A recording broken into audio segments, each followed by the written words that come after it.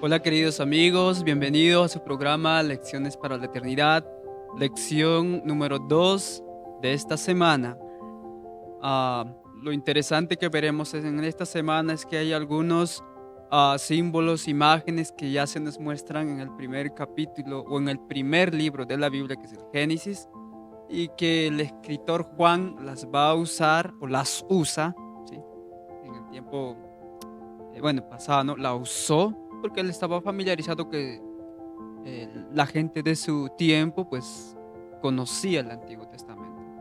Así que esta semana veremos ese asunto, el Génesis como fundamento de algunos principios, de algunas imágenes que ya muestra el libro de Génesis. Bien, así que va a ser de bendición el estudio de esta semana. Quiero presentar también aquí a nuestros hermanos y amigos que nos acompañan. Tenemos aquí al hermano David. Hermano David, bienvenido. Gracias más una vez a acompañarnos. Muchas gracias, Ronald, nuevamente por la invitación y bueno, vamos a tener la oportunidad de estudiar todo lo relacionado a la profecía. Como tú ya mencionaste, exactamente en esta semana, pues el título es Génesis como fundamento, ¿no? Creo que va a ser una bendición para todos nosotros. Así es. Y también tenemos a nuestro querido amigo Joel. Gracias, Joel, por venir esta vez y estudiar juntos la palabra del Señor. Gracias también, Ronald, por la invitación. Doy gracias al Señor por la oportunidad que tenemos de exponer la palabra del Señor a través de estos medios. Y en esta semana que vamos a obtener algunas herramientas muy interesantes de interpretación profética. Así es. Bien, quiero también animarle a que nos ayude a compartir a través de las redes sociales a sus amigos y familiares. Que el Señor también le bendiga y no se olvide también de comentar o hasta puede también pedir oración, ¿no? si tiene o siente esa necesidad. Siempre estamos con esa disposición. Bien, vamos a comenzar con palabras de oración. Hermano David, para que nos pueda dirigir un oración. Oremos.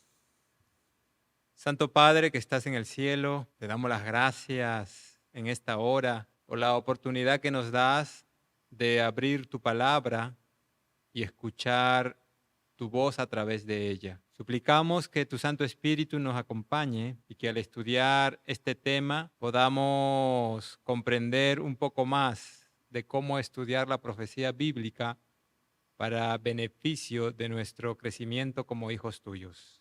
Amén. Acompáñanos a nosotros que tendremos el privilegio de hablar y también a nuestros amigos y hermanos que nos están escuchando en diferentes lugares de este planeta.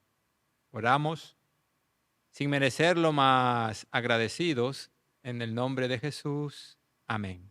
Amén. Amén. Bien, como ya lo hemos mencionado, el título de la lección de esta semana se llama El Génesis como fundamento.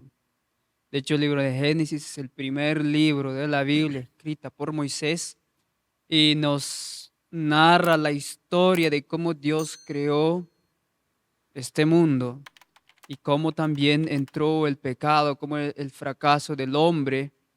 Y ahí se nos muestra ya ciertas imágenes que en las profecías normalmente se usan, ¿no? Como serpiente, el cordero, etcétera, etcétera, la mujer también, ¿no? Así que encontramos como fundamento para usar ciertos símbolos en las Sagradas Escrituras, tenemos en Génesis. De hecho, Génesis muestra muchas cosas. Y nosotros sabemos que el Génesis es el comienzo de la Biblia y el Apocalipsis es el final de la Biblia. Y en Génesis realmente se encuentra tanto el comienzo y el final también, ¿no? Así que va a ser de mucha bendición el estudio de esta semana. El texto para memorizar que tenemos, no sé si Joel pueda leerlo, el versículo se encuentra en Juan capítulo 1, verso 29. 29. Sí, dice así.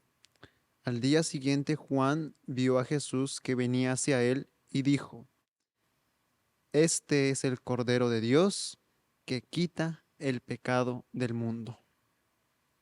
Muy interesante, Ronald, el texto, porque en esta semana justamente vamos a ver bíblicamente a quién es que se refería Juan y por qué él Ujú. utiliza esas palabras.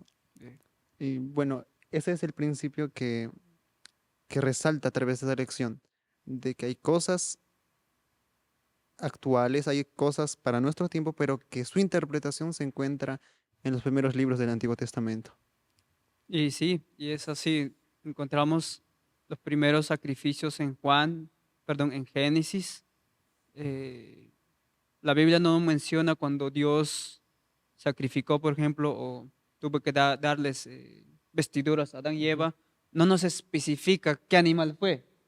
Mas, sin embargo, entendemos de que después de Abel, para adelante, Abraham, vemos que fue un cordero, ¿no? Fue un Ujú. cordero porque Juan aquí está usando cordero haciendo referencia a Jesús que quita el pecado del mundo. El animal en sí servía también para expiar el pecado.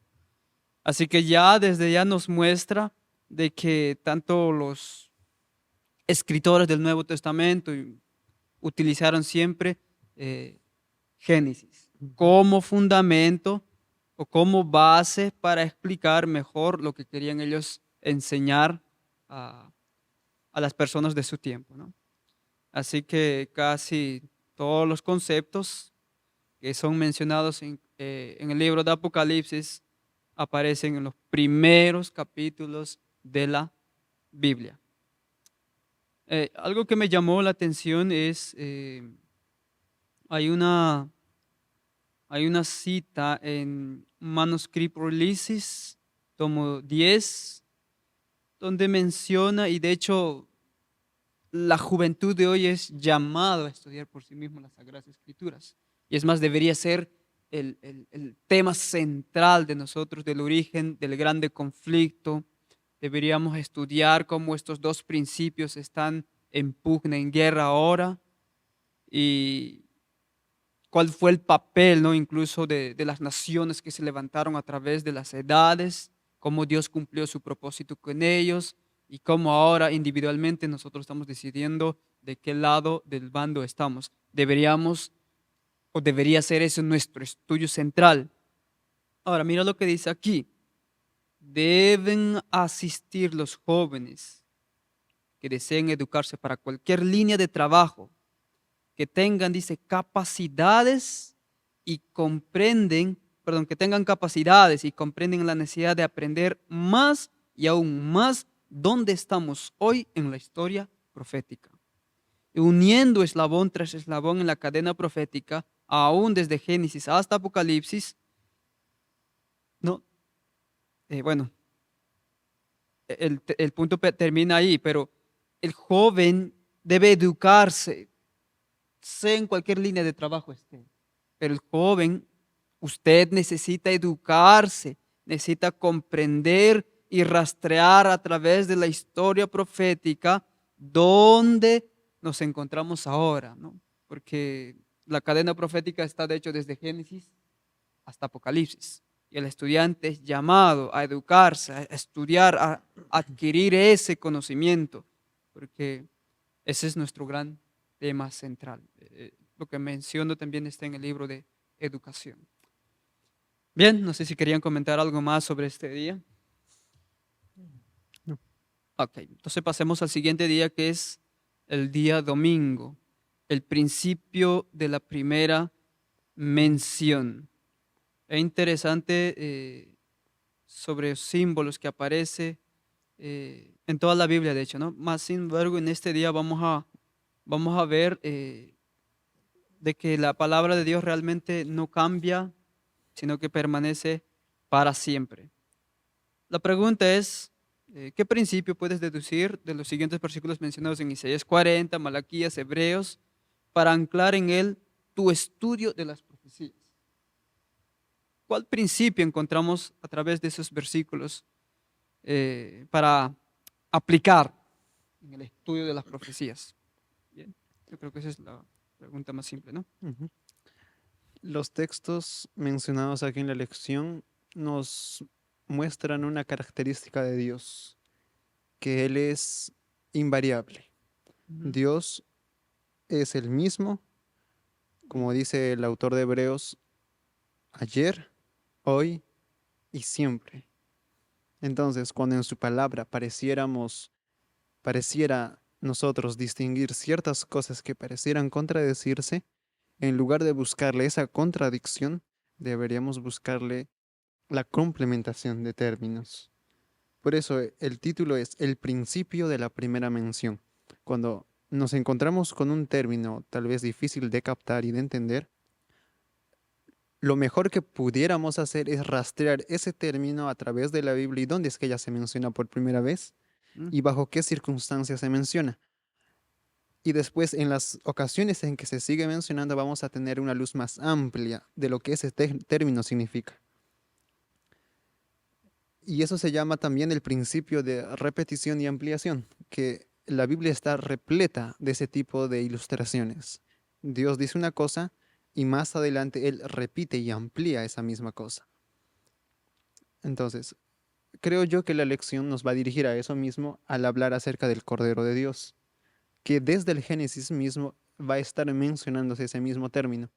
Ahora, a modo de ilustración, yo quería traer aquí un término que a veces es mal interpretado por el mundo cristiano, que es hijo de Dios y también la palabra unigénito, que encontramos en el Nuevo Testamento y muchas veces ese texto es atribuido a que Cristo fue creado en algún momento de la eternidad. Sin embargo, son solamente ideas falsas y que nacen a partir de presuposiciones y prejuicios, cuando no se investiga qué es lo que significa eso en el Antiguo Testamento. Nosotros vemos que Adán es mencionado como hijo de Dios. Los patriarcas son mencionados como hijos de Dios, Abraham, Isaac, Jacob, y después un pueblo es mencionado como hijo de Dios, que es Israel. Ujú. Entonces, cuando rastreamos la idea a través del Antiguo Testamento, vamos a entender a qué se refiere con hijo de Dios. Y es ese mismo término que Jesús tiene al venir aquí a la tierra en su encarnación. Entonces, sola manera de ilustración quería traer esto porque necesitamos estudiar la Biblia de esta manera, que la misma Biblia se interprete. Y otro punto que la lección también menciona es acerca de la verdad, que a veces la verdad, como dicen algunos grandes pensadores humanos, que la verdad es relativa O variable, o ¿no? variable, exactamente, que nace de acuerdo a mi percepción de mi realidad. Entonces, para mí, yo tengo mis verdades y tú tienes tus verdades. Sin embargo, en en esa confusión, lo único que se genera es disensiones, peleas y todas esas cosas. Sin embargo, cuando nosotros nos aferramos a la Biblia, entendemos que la palabra de Dios es la verdad.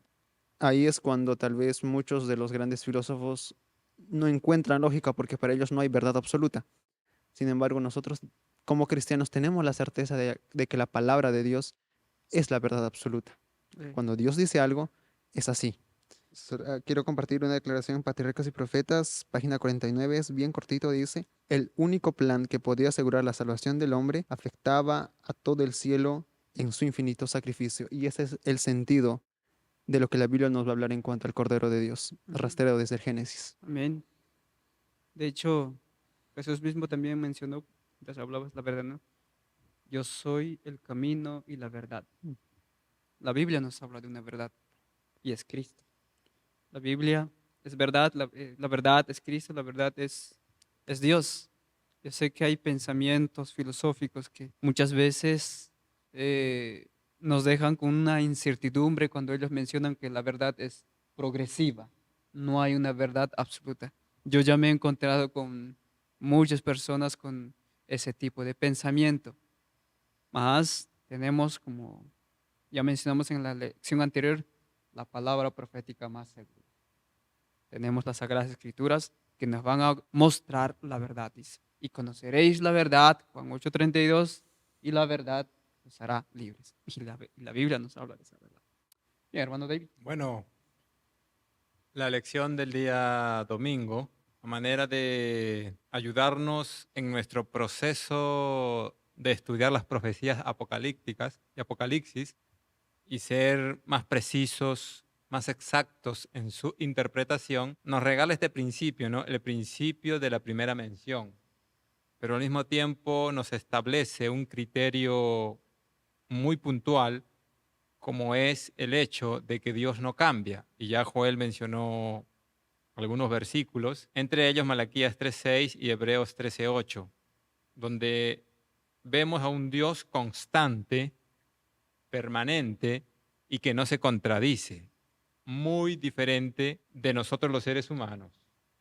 La verdad es absoluta y si va en progreso, pero nunca se contradice. Los hombres todo lo han relativizado, pero lo de Dios no puede hoy decir un color y más adelante otro color diferente al que ya había mencionado al principio. Acá dice el principio de la primera mención, que es muy importante al momento de abordar las profecías para que nosotros tener como una base, una estructura a partir de qué es que yo voy a empezar a interpretar tal o cual símbolo. Eso es muy importante para nosotros, para no irnos en cualquier dirección intentando suponer, creer o qué sé yo, o tal vez, porque ya está establecido de manera clara en qué dirección es que la Biblia va desencadenando todos los símbolos que ha establecido. Acá hay una pregunta que dice, ¿por qué es tan importante que no permitamos que nada ni nadie, por convincente o lógico que sea, debilite nuestra fe en la Biblia y en las verdades infalibles que enseña? Y hoy en día eso ha tomado un auge tremendo, aún en el adventismo. Las filosofías modernas, el humanismo está ingresando de una manera, todo es relativo, ya no estamos como antes, y lo que se ve muy afectado es la Biblia y lo que conocemos como verdadera religión. Hermanos, aunque seamos pasados de moda, aunque no andemos en la vanguardia del modernismo, el Señor es el mismo ayer, hoy y por los siglos. Él no es hombre para que mienta, ni hijo de hombre para que se arrepienta. El escepticismo ha cambiado muchas veces sus posturas con el único fin de querer establecer como verdad lo que cree. Pero Dios, desde hace muchos años, o mejor dicho, desde el principio, la Biblia sigue diciendo la eterna verdad. En el principio creó Dios los cielos y la tierra, y eso no ha cambiado. Pero la filosofía humana, cada nuevo descubrimiento cambia totalmente lo anterior, porque ese es el hombre es finito. Hemos visto la lección pasada que Dios es extremadamente infinito en comparación a nosotros, pero se revela a nosotros con el único fin de darnos la estabilidad que necesitamos, pero específicamente de poder brindarnos la salvación que hemos perdido. Así que hagamos uso de este principio, ¿no? Como dice aquí, no es una regla férrea, más tiene sus excepciones, pero por regla general nos establece criterios que nos van a ayudar de manera clara a interpretar las profecías bíblicas. Así es, y es interesante, ¿no? Porque Dios no cambia, Dios no muda. Lo que Él dijo está establecido. Ahora, sabemos nosotros también que Dios, a través de los siglos, ha instruido de manera progresiva a sus hijos. Y eso es lo que Joel mencionó, ¿no? Principio de ampliación y repetición.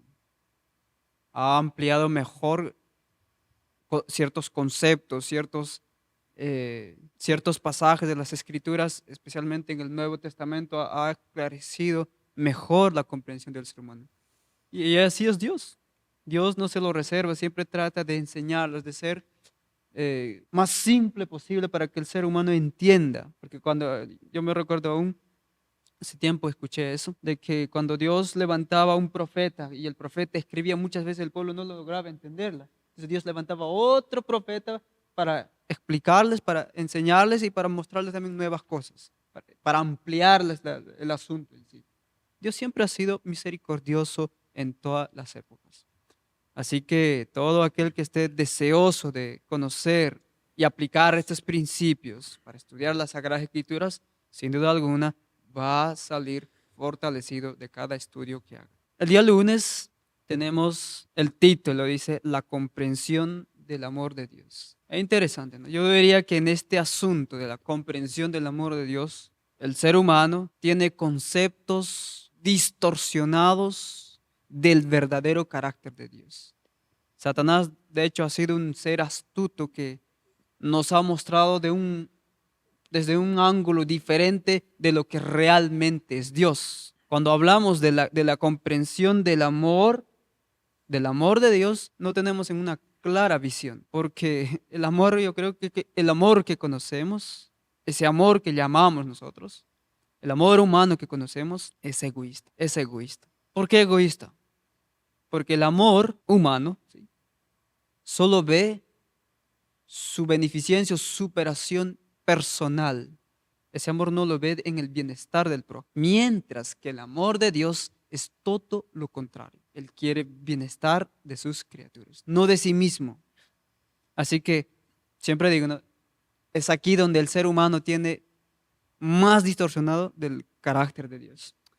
Así que comentemos sobre este día, lunes, acerca de la comprensión del amor de Dios. ¿Por qué es tan esencial comprender correctamente el amor de Dios? ¿Y a dónde nos puede llevar una mala comprensión de ese amor de Dios? Ujú. Es muy importante tener esto en cuenta en el estudio de las profecías. ¿Por qué? Cuando yo vi el título aquí diciendo la comprensión del amor de Dios y estamos hablando de profecías, me viene a la mente, pero ¿por qué necesariamente la comprensión del amor de Dios nos va a dar una correcta interpretación de las profecías?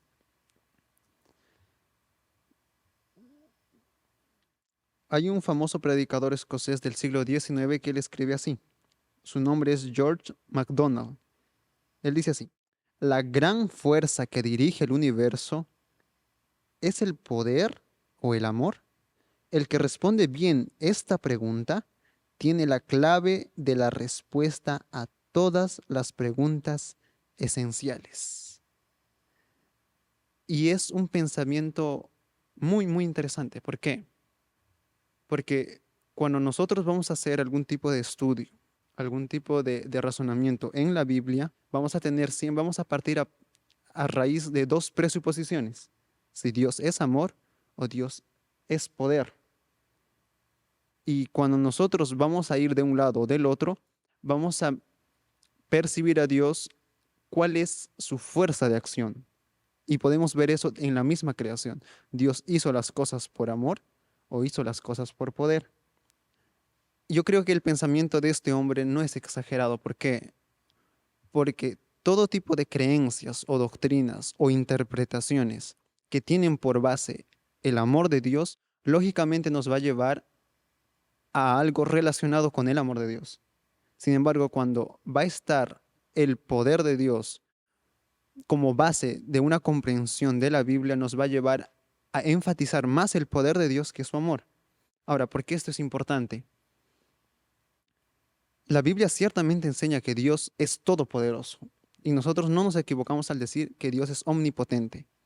Pero la pregunta es, ¿será que Dios es poder? La Biblia habla que tiene el poder, pero la Biblia también enfatiza y dice que Dios tiene poder, pero Dios es amor.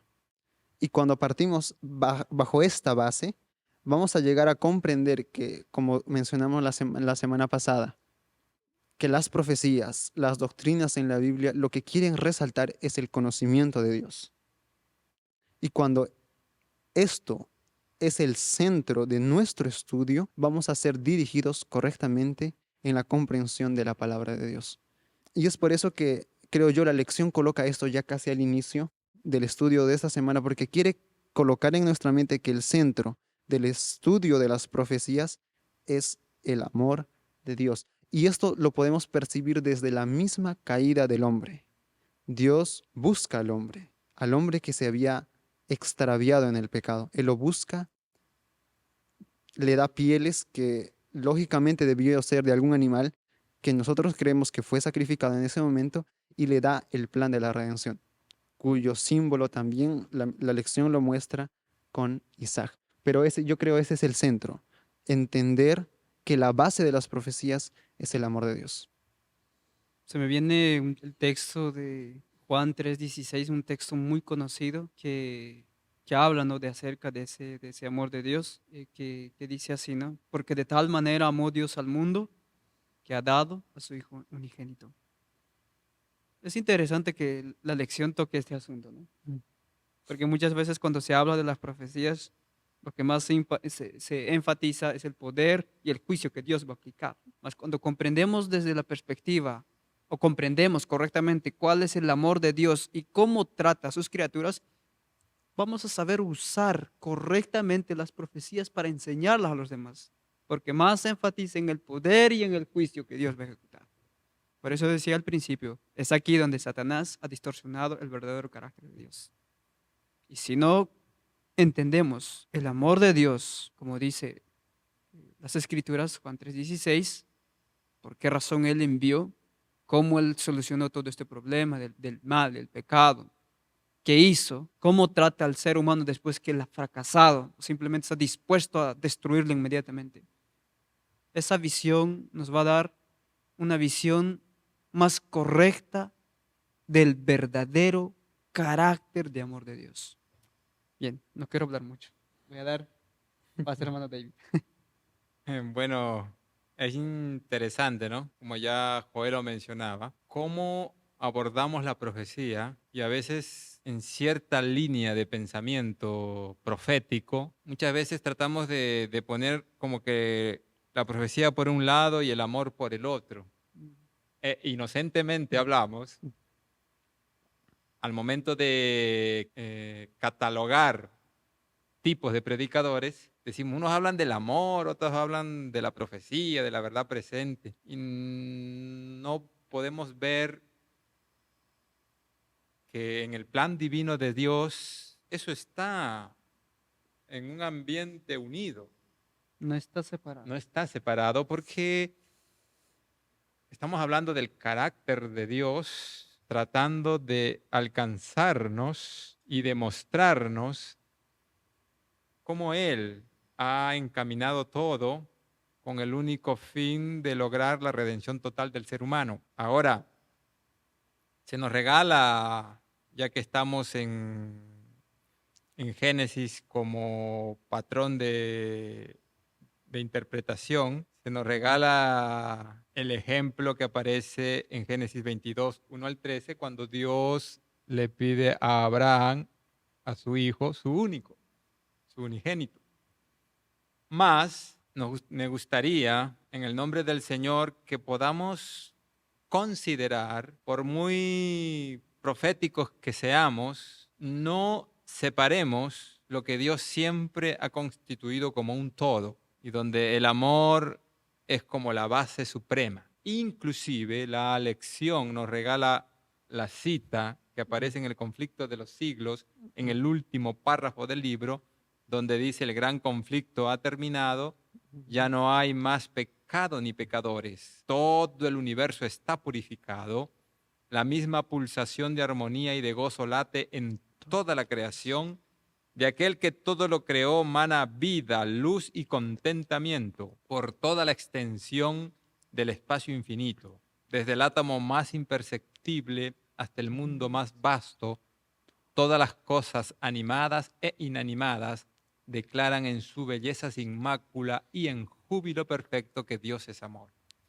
Hermanos, el apóstol Pablo, cuando describe las características del amor, él da una advertencia muy clara para que nosotros no seamos de ese tipo de personas, sino que más bien, con la ayuda del Espíritu Santo, con la ayuda de la deidad, podamos, en ese ahínco de buscar la profecía, envolvernos del amor, del carácter de Dios. Pablo escribió en 1 Corintios 13, el versículo 2, si tuviese profecía y entendiese todos los misterios y toda la ciencia, y si tuviese toda la fe de tal manera que trasladare los montes y no tengo amor, nada soy. O sea, no podemos divorciar eso.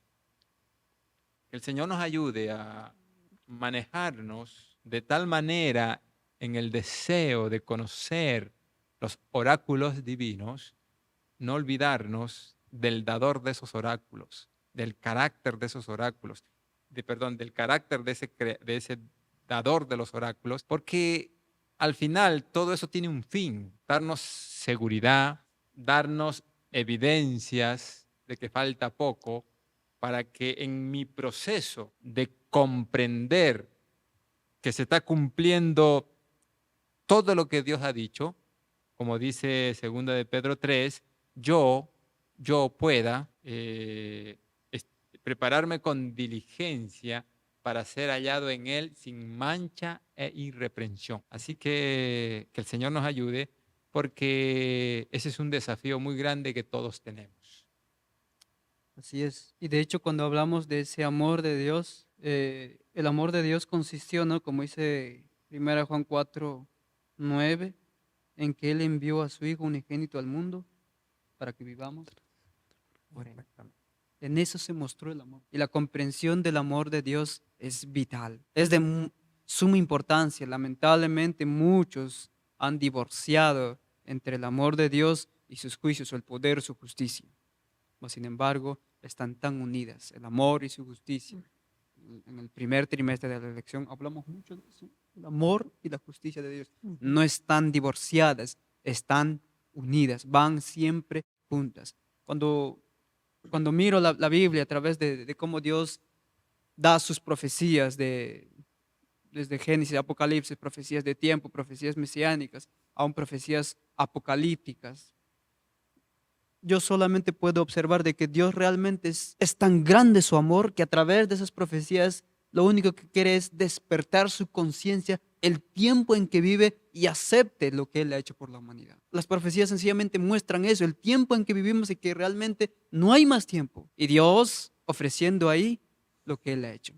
Dios diciendo, aquí está la vida eterna. Simplemente Dios quiere despertar nuestras conciencias porque Él no quiere que ninguno perezca, sino que todos procedan al arrepentimiento. Él es paciente en eso. Así que esa comprensión de que ese amor de Dios es parte de su carácter nos va a ayudar a entender las profecías de una manera correcta.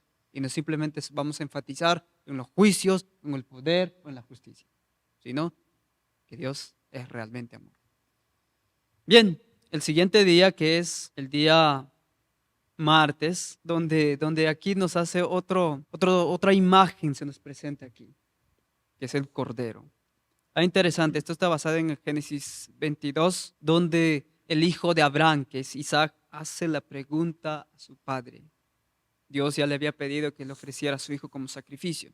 Isaac pregunta, ¿dónde está el Cordero? Y es la primera vez que aquí nosotros encontramos mostrada por un hombre que ha conocido el temor de Jehová, mostrando su fidelidad a ese Dios y también su amor a ese Dios. Bien, comentemos sobre este día, de que cómo esta historia de sacrificio, de amor de Abraham nos ayuda a entender, y también, ¿no?, que simboliza también aquel Cordero, ¿no? Como bien dijiste, Ronald, la primera alusión textual al Cordero sacrificial es exactamente en Génesis capítulo 22.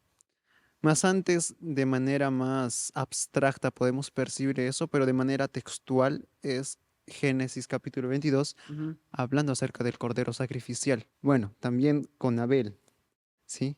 Con Abel se puede ver eso, pero aquí de manera más profunda, es una enseñanza más didáctica, porque aquí hay una persona en juego, Abraham, quien, tomando la representación de Dios el Padre, entrega sacrificio a su hijo. Ahora, es interesante ver la pregunta de Isaac.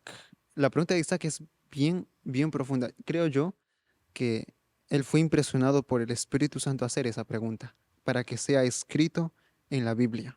La pregunta es, ¿dónde está el Cordero? Saben, en la historia en Génesis, y nosotros podemos ampliar esto con patriarcas y profetas, en el contexto en que Abraham se encontraba en ese momento, esa pregunta desgarró su corazón. Para él fue una pregunta que lo dejó sin palabras, pero él respondió también, Dios proveerá Cordero. Ahora, yo entendí así, Y yo había escuchado este comentario que me pareció muy, muy interesante y lo voy a compartir ahora. Y es que cuando Abraham menciona esa palabra, Dios se proveerá de cordero, Abraham hace alusión a un término, una frase que se utilizaba en ese tiempo para decir que si es posible que Dios mismo se haga el cordero, para eso Dios lo iba a hacer. Entonces me pareció un pensamiento muy interesante y también no muy alejado de la realidad en que se le estaba presentando el Evangelio a Abraham. Ahora, la palabra Gólgota hace una relación, es una palabra aramea que en la tradición de ese tiempo también hace alusión a la capacidad de la deidad de anularse a sí mismo. Entonces, todo lo que estaba en el contexto de la historia de Abraham nos hablaba en detalles lo que iba a acontecer más adelante con Cristo, el Padre y el plan de la salvación. Ahora, la lección también nos menciona interesante que pareciera que Juan el Bautista da la respuesta a Isaac. Isaac dice, ¿dónde está el Cordero? Y Juan responde, he aquí el Cordero de Dios que quita el pecado del mundo. Isaac hace la pregunta. Hay ciertos detalles que parecieran darnos la respuesta, pero a través de toda la Biblia, esa gran pregunta es respondida. Hay salmos mesiánicos, el profeta Isaías y varios profetas hablan acerca de este Cordero de Dios que va a quitar el pecado del mundo. Ahora, la pregunta es, ¿qué significa la cruz o Cristo crucificado para nosotros? La sierva del Señor dice que si le quitas la cruz al cristiano es quitarle todo. El cristianismo no tendría sentido. La cruz es la vida de este mundo. Sin la cruz, el mundo no existiría, ni aún el planeta Tierra en su perfección existiría, porque Cristo era el garante antes de que fueran formados aún los cimientos de la tierra. Y la cruz la evidencia de que Cristo siempre fue el garante y fiador de la raza humana. En términos generales, la cruz es todo para el cristiano. Es la respuesta a la necesidad de Abraham, es la respuesta a la pregunta de Isaac. Así que el asunto en cuestión aquí es, ¿qué significa ese cordero? ¿A quién representa? Y ese cordero representa a Cristo, que a través de toda la historia vemos en sacrificios del pueblo de Israel, que ellos veían por la fe a alguien que tenía que venir. Y para nosotros ya vino, y ese fue Cristo Jesús. Amén. Bien, hermano David. Yo diría, ¿qué pregunta? ¿Dónde está el cordero para el holocausto? Génesis 22:7. Y la respuesta que le da a Abraham, Dios proveerá de cordero para el holocausto, hijo mío.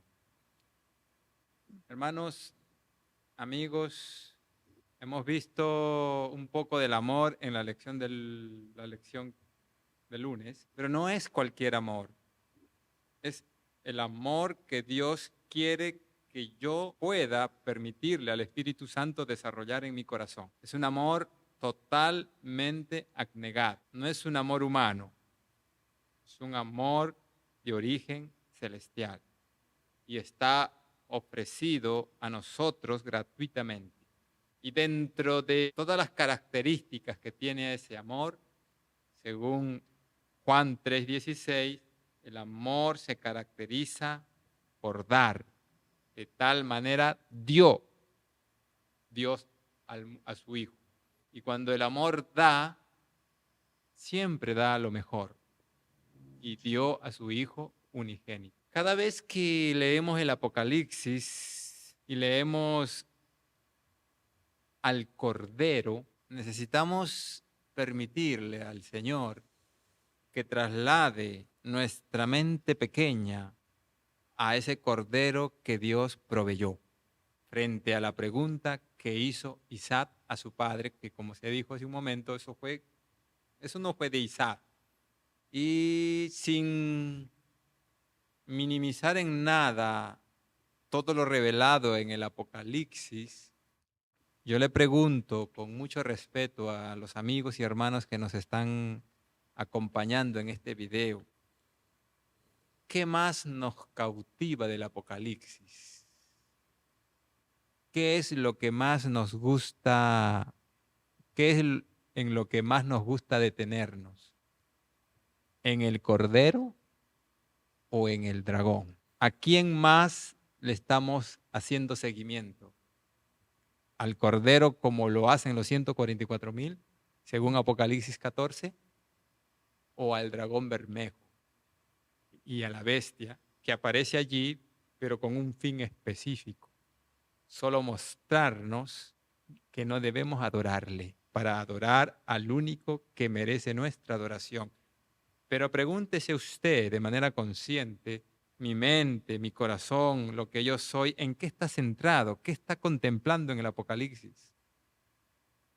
Yo no sé la lección cómo nos aborda de una manera quizás fuera de lo normal, pero nos está presentando una realidad que nunca debió de salir de nuestra mente.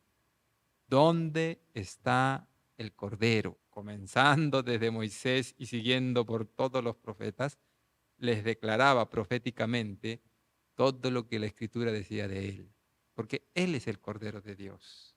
Y ojalá que todo lo que soy, todo lo que tengo, todo lo que yo valgo vaya en esa dirección, porque al final esa es la vida eterna, que lo conozcan a él, al único Dios verdadero, y a Jesucristo a quien él envió, y Jesucristo es el Cordero. Así que hermanos, que el Señor nos ayude, y acá dice, y con esto termino, porque es fundamental para nuestra salvación saber que Jesús es nuestro sustituto. ¿Qué esperanza tendríamos sin Él como sustituto, especialmente en ocasión del juicio? Que el Señor nos ayude. El Señor nos ayude y yo sé que nuestra vida irá creciendo de gloria en gloria, así como Dios quiere que crezca. Amén. Yo creo que dieron una buena explicación, pero lo que quiero resaltar aquí es que estamos viendo principios de interpretación profética. Y lo que acabamos de ver aquí en Génesis es justamente mostrándonos esta imagen del Cordero. Y vemos que amplía en otros versículos, repite en el Nuevo Testamento y, y enriquece, ¿sí? O aclara mejor el concepto de lo que realmente significaba ese Cordero, que es Cristo el que quita el pecado del mundo. ¿Sabes? Cuando estudiamos de esa manera las Sagradas Escrituras, vamos a tener un mejor entendimiento de lo que la Biblia enseña con respecto al Cordero de Dios que quita el pecado del mundo. Y esa es la idea, creo, ¿no?, de la lección de este trimestre. Así que, bueno, ahí vamos aprendiendo, vamos viendo cómo se puede usar los versículos, no simplemente en Génesis y me quedarme ahí. En toda la Biblia aparece el Cordero. Cordero, Cordero, Cordero. Bien, el día miércoles nos habla justamente de otro asunto. Y aplicando ese mismo principio de repetición y ampliación, vamos a entender un poco mejor acerca de la muerte. Sabemos nosotros que la muerte es un intruso, ¿no? No es parte de la voluntad del Señor que la muerte existiera, sino fue un intruso por la caída del hombre, pues por el fracaso del hombre entró la muerte. Mas sin embargo, también la Biblia nos enseña que para esta muerte hubo una solución. Así que, ¿cómo podríamos nosotros entonces responder acerca de esta muerte? ¿Por qué los seres humanos entonces mueren? ¿Cómo ve Dios la muerte? ¿Y cuál es la solución divina para este problema? Bien, comentemos un poco, buscando tanto los textos, desde Génesis al Apocalipsis, porque en toda la Biblia se nos habla este asunto. Bien, es una verdad lo que dijiste, Ronald, hace un momento, que la muerte es un intruso. La muerte nunca fue parte de la voluntad de Dios al crear al hombre. Nunca. El pecado vino y por consecuencia la muerte. Cada vez que nosotros veamos alguna cuestión en la Biblia que pareciera no encontrarle una explicación, debemos siempre percibirlo en el asunto del gran conflicto de los siglos, en ese marco. Porque muchas veces eso nos va a dar respuesta a ciertas cosas. La pregunta, ¿por qué la muerte? Hay muchos grandes pensadores y filósofos que se empeñaron a la tarea de explicar la razón de la muerte. Por mucho tiempo Satanás había colocado el engaño y colocado la muerte en amistad con el ser humano. Y hay tantas historias, tantas leyendas de personas quienes tomaban a la muerte como un amigo, siguiendo el engaño de Satanás. Ahora, ¿qué es lo que la muerte significa en el contexto del conflicto de los siglos? La lección nos menciona un texto en Génesis capítulo 2, versículos 15 al 17, y dice: Tomó pues Jehová Dios al hombre y lo puso en el huerto de Edén para que lo labrara y lo guardase, y mandó Jehová Dios al hombre diciendo: De todo árbol del huerto podrás comer, mas del árbol de la ciencia del bien y del mal no comerás, porque el día que de él comieres, ciertamente Morimos. morirás. Ahora, la cuestión es aquí: ¿a qué muerte se está refiriendo? Porque ellos no murieron en ese día. Nosotros vemos el relato bíblico continuando a Génesis capítulo 2, versículos 18 en adelante, capítulo 3, y vemos que Adán sigue vivo. La pregunta es: ¿a qué se refería Dios con esa muerte? Ahora, no solamente eso, sino que más adelante en el capítulo 3 nosotros nos encontramos con otra muerte que es bien interesante. El texto está Génesis capítulo 3, desde el versículo 18, dice así: Espinos y cardos te producirá y comerás plantas del campo. Versículo 19, con el sudor de tu rostro comerás el pan hasta que vuelvas a la tierra, porque de ella fuiste tomado, pues polvo eres y al polvo volverás. Y aquí le muestra otra muerte. Y prestemos atención a lo que dice aquí. Es una muerte después de una vida de arduo trabajo. Entonces aquí tenemos dos muertes. Y es bien interesante porque una es pecas y mueres, y el otro es una vida de trabajo y mueres. Ahora, tenemos que tener en cuenta estas dos cuestiones. Las dos vienen por consecuencia del pecado, pero una de ellas es la condenación del pecado. La muerte que habla en Génesis capítulo 2, versículo 17, se refiere a la segunda muerte, que es la paga del pecado es muerte. Ahora, ¿qué es la otra muerte que también en el Nuevo Testamento es considerado como un sueño en las palabras de Jesús? Es verdad, consecuencia del pecado, pero es el lapso dentro de la vida que tenemos como tiempo de prueba. Ahora, ¿por qué traigo todas estas cosas aquí? Porque es necesario entender eso. ¿Por qué no recayó la muerte inmediatamente sobre Adán? Porque Cristo estuvo ahí. Él se colocó, dice el acervo del Señor, entre los vivos y los muertos. Él se colocó al medio como el garante, como el fiador, como nuestro sustituto, y Él recibió esa herida de muerte. Y lo vimos a Él padeciendo esa muerte en la cruz. Por eso que Adán todavía continuó vivo. Él en cierta manera murió, pero murió en Cristo. Entonces tenemos el otro, que es ese tiempo de prueba que nosotros tenemos, gracias a lo que Cristo hizo por nosotros. Ahora, Dios en su plan y en su misericordia, Él tiene el propósito de resolver este problema. Las consecuencias del pecado y el mismo pecado. Dice el apóstol Pablo que si Cristo no resucitó de los muertos, vana es nuestra fe. Y la resurrección de Cristo es la evidencia, es la garantía de que la muerte al final va a acabar. El intruso será echado fuera. Y esa es la gran esperanza que nosotros tenemos. Hermano David.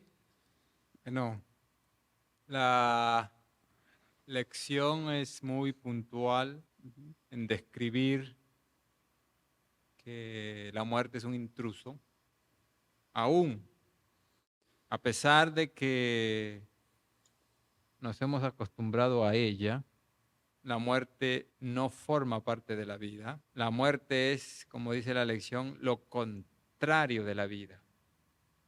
Y aún en el contexto de casi 6.000 años de pecado, nuestro ser entero rechaza esa realidad, ya sea de manera individual o porque contemplamos algún allegado a nosotros que está en una situación próxima a morir. Por lo tanto, como decía Joel, la esperanza que el cielo nos ofrece frente a la paga por nuestro pecado de la muerte, son buenas nuevas, evidentemente. Son regalos que no merecíamos, pero que están allí.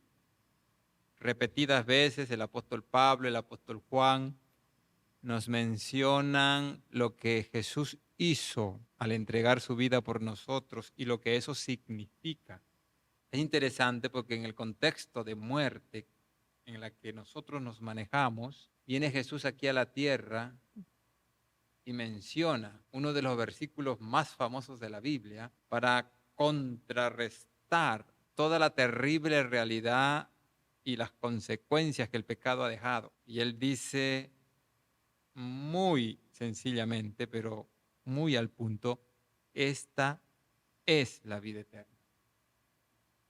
No la coloca en el futuro, no la coloca en el pasado, la coloca en el presente.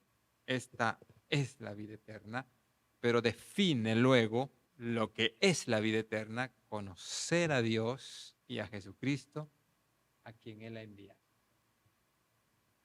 Por eso es que se escribió, en Él estaba la vida, en Juan 1, y la vida era la luz de los hombres.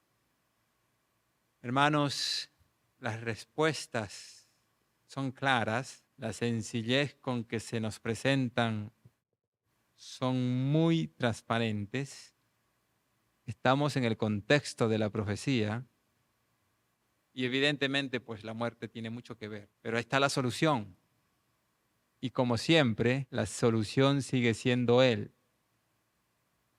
Acá dice así: si el problema de la muerte no fuera resuelto, ¿por qué sería nuestra vida inútil y sin sentido en última instancia? ¿Qué nos enseña este hecho acerca de cuán agradecidos debemos estar por lo que Jesús hizo por nosotros? Nuevamente, Él sigue siendo el centro. Así que, hermanos, vayamos de manera consciente a poder aceptar, recibir todos los beneficios que solamente los tiene Él, porque Él es el Cordero de Dios que va a quitar el pecado. Y cuando dice voy a quitar el pecado, al quitar el pecado, pues va a quitar la muerte, porque la paga del pecado es muerte. Vayamos con un corazón dispuesto a encontrar las respuestas que ya están claras en su palabra. De hecho, todos podemos notar cuando la Biblia se estudia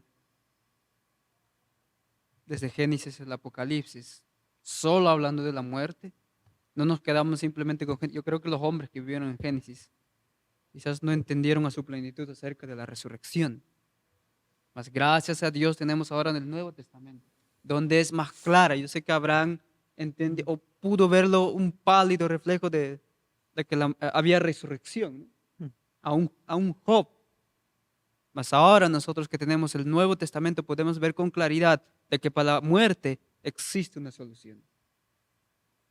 Porque Cristo sacó a la luz la vida y la inmortalidad a través del Evangelio, como dice Romanos, perdón, 2 Timoteo 1:10.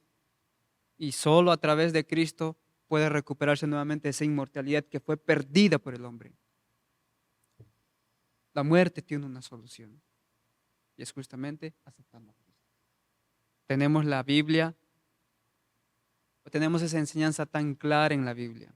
Así que si respetamos ese principio, vamos bien, no nos vamos a equivocar, porque Dios es poderoso y Dios nos va a guiar nuestro intelecto.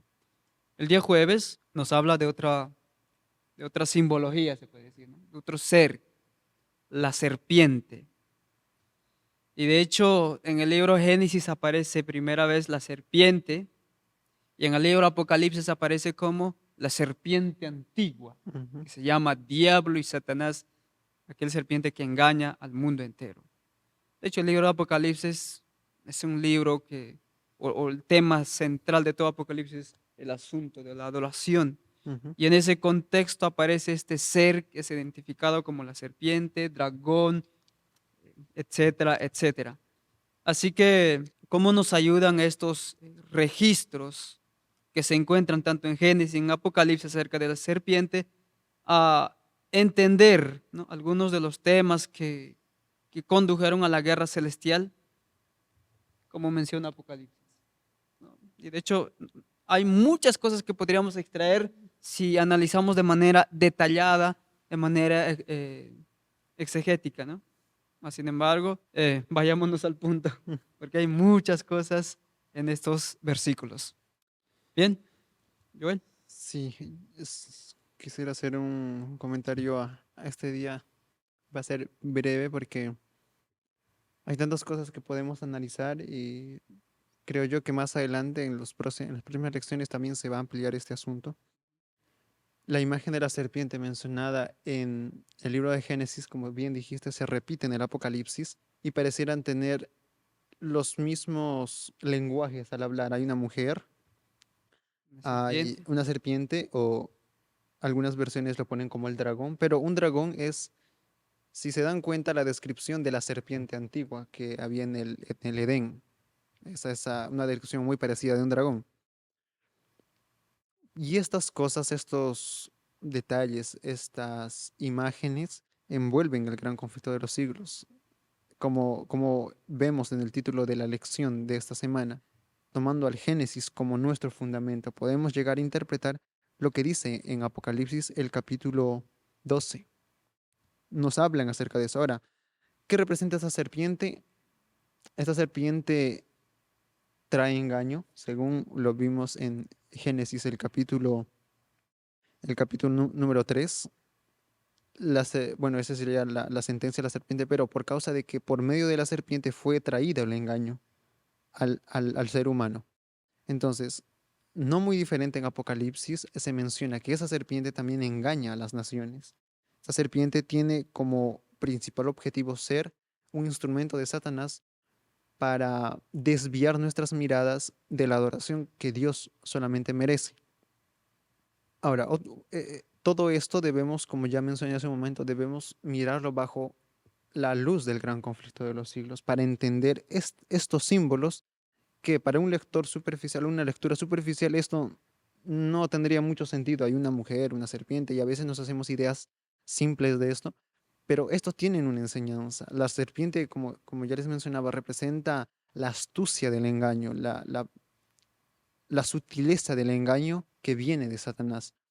Ahora, quisiera solamente terminar el comentario mencionando algunos detalles del engaño de la serpiente. En Génesis podemos ver el primer engaño que le da a Eva es, no morirás. Y eso es lo que se trataba el día anterior, el día miércoles, la muerte. Pero la serpiente te dice, no morirás, no te preocupes, no vas a morir. Y aunque sea difícil de creer, esta misma idea y pensamiento llega hasta nuestros tiempos y el gran mundo cristiano aún cree este gran engaño, que no morirás. Y ellos están basando su doctrina, basando sus teorías bajo la premisa de la inmortalidad del alma, cosa que es un engaño terrible, porque esto da paso al espiritismo, da paso a experiencias espiritualistas que realmente, como dice el Señor, van a ser el gran engaño en nuestros días. Ahora, se dan cuenta que si nosotros dejamos en estos detalles, dejar que la Biblia se interprete a sí misma, nosotros podemos discernir a qué es lo que se refiere. El Señor entregó la palabra de Dios para que sea una salvaguarda en el tiempo en que estamos viviendo. Creo yo, y más que nunca en el tiempo en que nos encontramos ahora, la Biblia va a ser nuestra única norma de fe, va a ser nuestra única seguridad en el tiempo de crisis. Los engaños van a ser bien sutiles, bien difíciles de discernir a una mente que está entenebrecida con el pecado. Pero aferrémonos, cada día estudiamos la palabra del Señor, estemos dispuestos a aprender de Cristo y a permitir que el Espíritu Santo ilumine nuestra mente y nuestra conciencia. Amén. Hermano David. Bueno, enfocarnos, ¿no?, en la temática de la semana que trata de establecer a Génesis como el fundamento para darnos seguridad en nuestra interpretación cuando abordamos la profecía. Dios quiere guiarnos por caminos seguros y no quiere que hagamos conjeturas y un puede ser, sino que nos brinda la oportunidad de encontrar símbolos que aparecen en el Apocalipsis, símbolos que ya estaban nombrados en el Génesis para ir en la dirección correcta y llegar a una verdad que nos dará seguridad.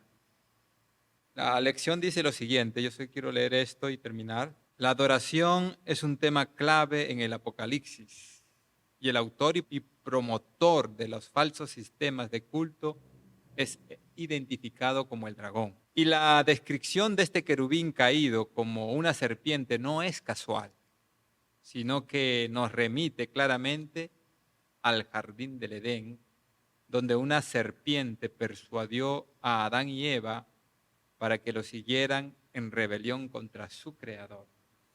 Hay todo un sistema de cosas involucrados aquí, comprometidos aquí, que no simplemente nosotros podamos centrarnos en descifrar símbolos, sino que manejemos todo esto bajo la lupa del gran conflicto en el que estamos cada uno de nosotros empeñados y comprometidos.